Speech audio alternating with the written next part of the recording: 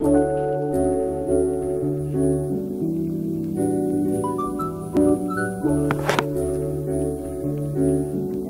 take a look at the Galaxy S21 and S21 Plus.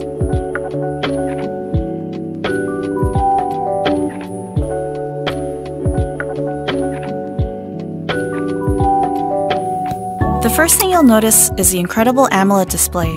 Both the S21 and S21 Plus have displays that are flat with minimal bezels, vivid colors, and super smooth refresh rate. Now let's take a look at the back of the phone. You'll immediately notice a new camera design. It houses a triple camera system that is versatile for your everyday photo and video needs.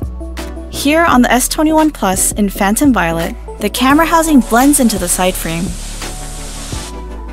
The S21 is, of course, smaller than the S21 Plus, but both give you a large display experience in a compact form factor.